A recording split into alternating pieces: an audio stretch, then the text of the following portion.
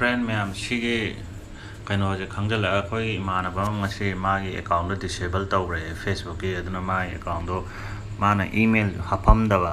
phone number katang hapa password ko loi khangye da mai account kaino bera ka be disable tawre ba do mai Facebook account do mana photo ma'am hap ki bado adu do lokthok pe ya roi ba je email hange account do tawge de ana mana maming chu lan hapu ba aduna na khoi ana photo ma'am lokthok pe ya tre na lokthok ke de khoi iCard gumba dum bu sang e do tambangam de yani ya roi na aduna khoi account le matung da email am hang bi matung da smaina setting da sango adu na she personal information je da han hap ke boy lo yaram mani samna have ai do hik lai je email devrasdio@gmail na phone number chu le re ai phone number ani bu yaram mani atopa account le address hap ne da smai lo hap sang tong ne adu he email da sula ani khoi email atopa hap sang ge shwa ai amma chu hapam mane lo thok re amma katang sina re ana khoi si hap sang ga dong ne si hap sang ma jam phe ba si yaw ga ne khoi ge photo le ma'am se mang ani no ga loina Facebook e disable to ga de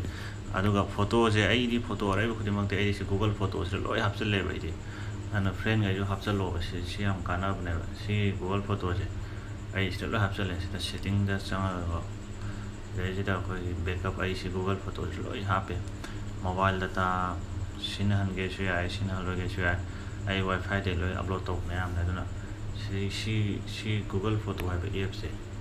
masi Google photo je si de am kana bne masi de photo option me yaram ko na backup se loi to han ba ta adone si am kana ai photo loi le dam ne photo ong mang de ko na atopa any mobile am du yenge ai aduga koi laptop te yenge su yare masi app se hapsalo sine to OneDrive ko masale ado masi Google gi ne masi free de fangam ne ba koi photo je quality je am phatra su yare high quality ne ba to si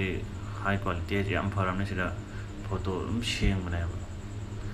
samna ai si photo ngang nam si tamam sheng ji chap ma ne ba si je high quality de ne ba low quality te ba si to si sheng ga wo si ko ye jo ngang an ori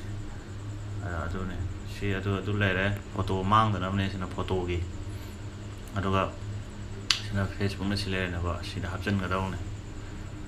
si khoi si hapchen ba jam phe email am ju sembi ga email le ta bo ju sembi ra hapi hayang mang gi da na ba na ta de hayang khoi si da photo ya ma mang ra noi te na si photos में आई दी आई पोसी दा हाबा photo में आम जे बदी आई Google photos दा जुलो इले बा सि में आम जे ले होद्र ग दि सि में आम जे मांग दे नि दो सही में आम हाबा को में आम जे अदने फ्रेंड्स सी हाबसे लो सि आम काना बने thank you like share comment तो चलो खांनि मुले जो भांगो याने बसलागे